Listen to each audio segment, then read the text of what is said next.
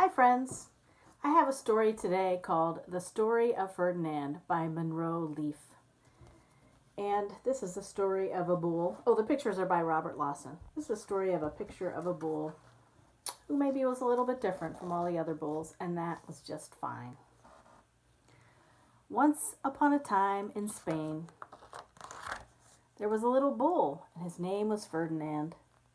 All the other little bulls he lived with would run and jump and butt their heads together.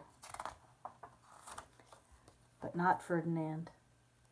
He just liked to sit quietly and smell the flowers. He had a favorite spot out in the pasture under a cork tree. It was his favorite tree, and he would sit in its shade all day and smell the flowers. Sometimes his mother, who was a cow, would worry about him. She was afraid he would be lonesome all by himself. "Why don't you run and play with the other little bulls and skip and butt your head?" she would say. But Ferdinand would shake his head. "I like it better here, where I can just sit quietly and smell the flowers." His mother saw that he was not lonesome, and because she was an understanding mother, even though she was a cow, she let him just sit there and be happy. As the years went by, Ferdinand grew and grew until he was very big and strong.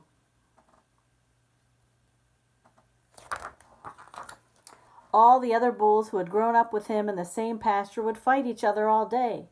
They would butt each other and stick each other with their horns. What they wanted most of all was to be picked to fight at the bullfights in Madrid.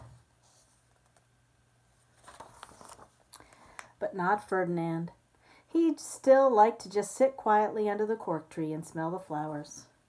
One day, 5 men came in very funny hats to pick the biggest, fastest, roughest bull to fight in the bullfight in Madrid.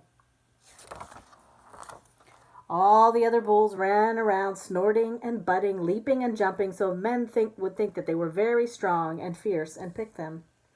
Ferdinand knew that they wouldn't pick him, and he didn't care, so he went to his favorite cork tree to sit down.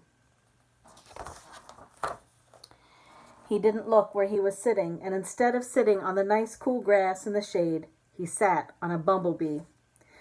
Well, if you were a bumblebee and a bull sat on you, what would you do? You would sting him, and that is just what this bee did to Ferdinand. Wow, did it hurt! Ferdinand jumped up with a snort. He ran around puffing and snorting, butting and pawing the ground as if he were crazy. The 5 men saw him, and they all shouted with joy. Here was the largest and fiercest bull of all, just the one for the bullfights in Madrid. So they took him away for the bullfight day in a cart. What a day it was! Flags were flying, bands were playing, and all the lovely ladies had flowers in their hair. They had a parade into the bull ring. First came the banderilleros with long, sharp pins with the ribbons on them to stick in the bull and make him mad. Next came the picadores, who rode skinny horses, and they had long spears to stick in the bull and make him madder. Then came the matador, the proudest of them all. He thought he was very handsome and bowed to the ladies. He had a red cape and a sword and was supposed to stick the bull last of all. Then came the bull, and you know who that was, don't you? Ferdinand. They called him Ferdinand the Fierce, and all the banderilleros were afraid of him, and the picadores were afraid of him, and the matador was scared stiff. Ferdinand ran to the middle of the ring, and everyone shouted and clapped because they thought he was going to fight fiercely and butt and snort and stick his horns around. But not Ferdinand. When he got to the middle of the ring, he saw the flowers and all the lovely ladies' hair, and he just sat down quietly and smelled. He wouldn't fight and be fierce, no matter what they did. He just sat and smelled, and the banderilleros were mad, and the picadores were madder, and the matador was so mad he cried because he couldn't show off with his cape and sword. So they had to take Ferdinand home.